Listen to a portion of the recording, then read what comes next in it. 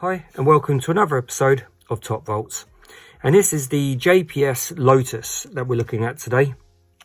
This is the Formula 1 car. It's the C126 with the John Player special livery on there. This was first released in 1977 on their 18th edition catalogue. This is really a lovely little model. It's very solid, very well put together.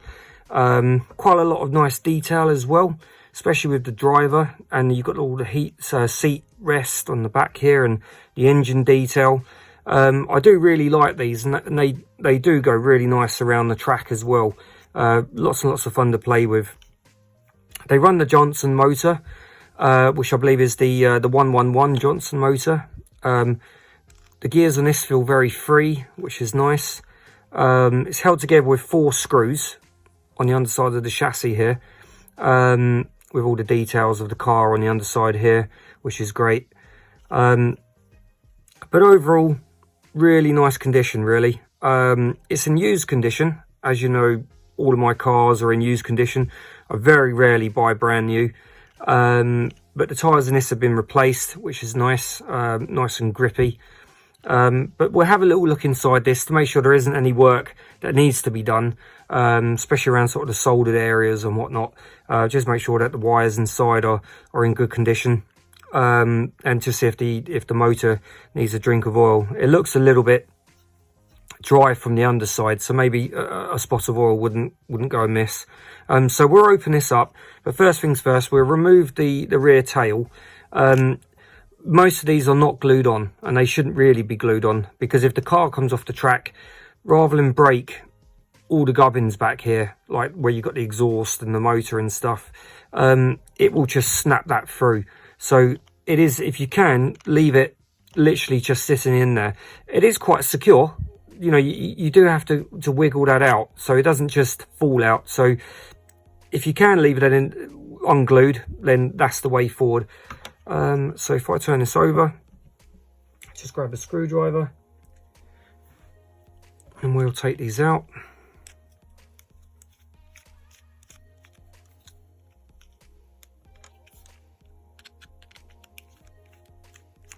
And these screws shouldn't be too tight at all. Equally, when you do them up, you don't want to do them up too tight. You should be able to hardly put any pressure on there at all to open these up. Because you've got a metal screw going into a plastic thread. So if we just release the top here, that looks very clean inside there. Yeah, that's great. Put that to one side. We'll lift the motor out. Once again, that looks all good inside there. No splits or anything where the bearings sit. And that all looks to be in good. The gear looks like it's all the teeth are there.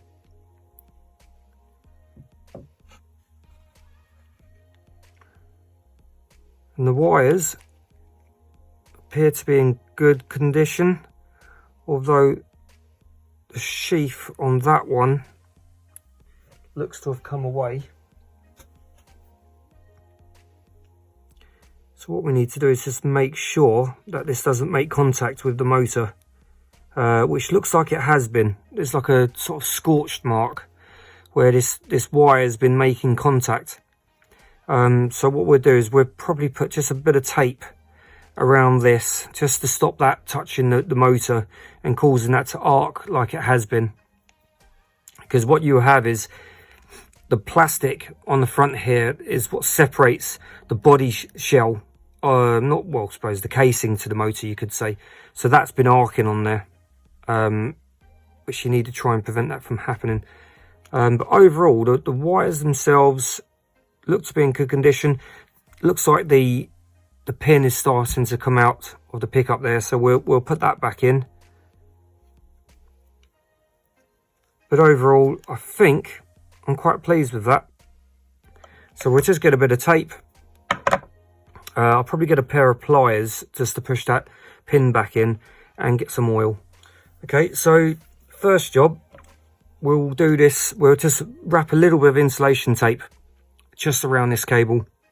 We could remove this cable, snip it off and restart again, but actually, you know, a little bit of tape will be absolutely fine.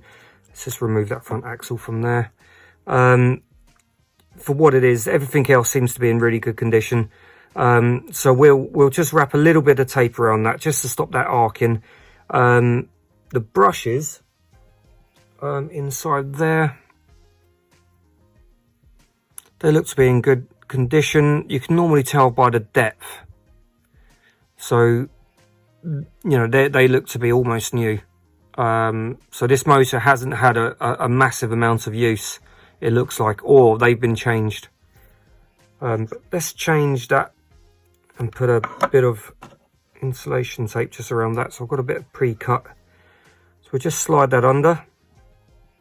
Just carefully fold that around.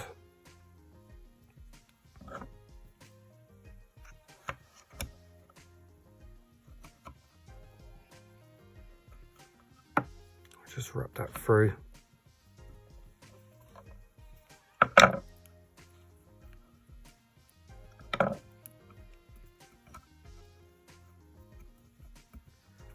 Just make sure we get a bit of tension on that just to hold that steady.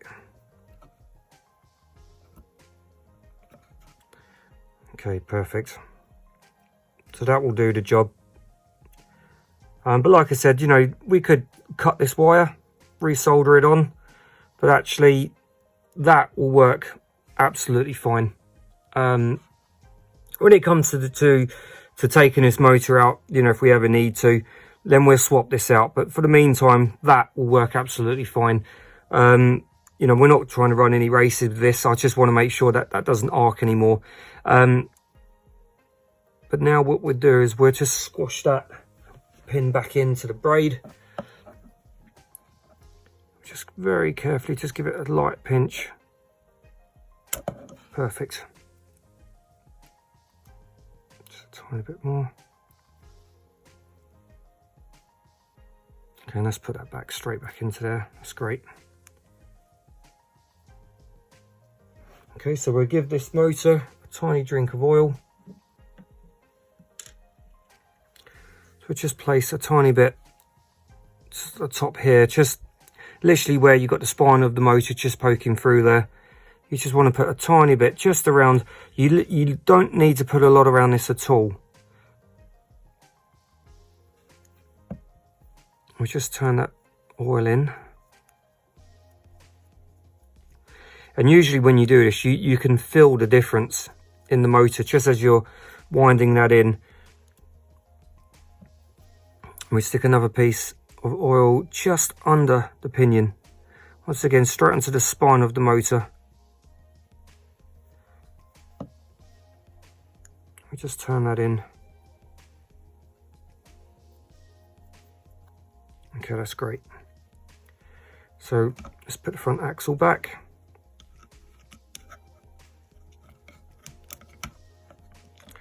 And what there is, which the wires weren't in place, is just on the chassis,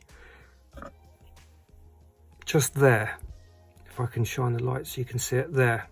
So the wires would normally sit just into those, which keeps everything very nice and snug.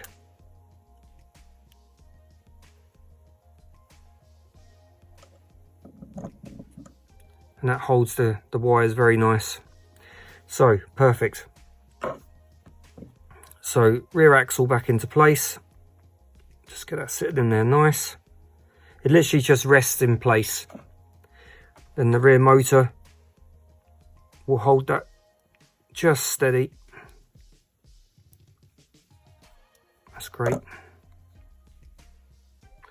we just pop one screw in the back.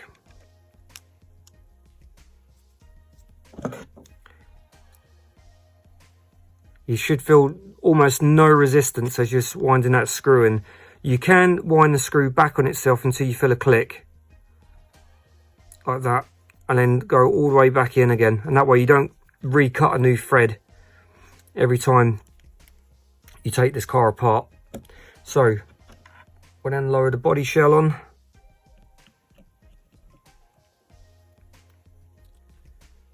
Just making sure the front axle's sitting in there nice.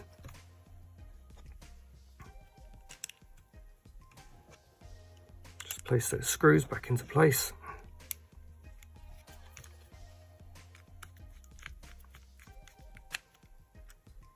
And you really don't need to tighten these very tight at all, like literally just the tiniest of pinches.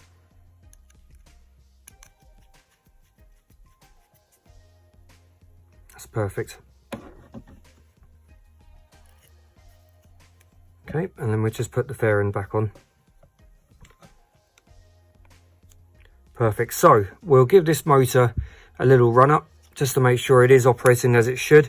It does feel very, very free, so that's great. And we'll just make sure that it's all operating as it should.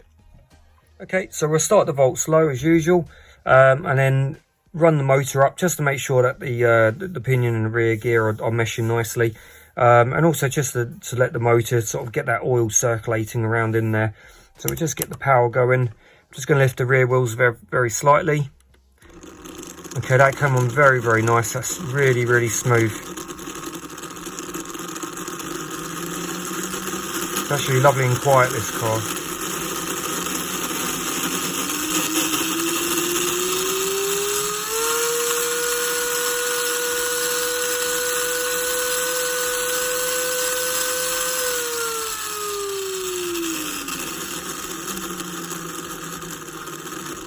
Okay, that's working great. Okay, well, thank you for watching my video. I hope you've enjoyed the content and found possibly some of it of use. As always, if you have any comments or information on this car that you would like to share, please do leave it in the comment section. I'll try my very best to get back to you. But thank you very, very much for watching my video, and I'll see you at the next one.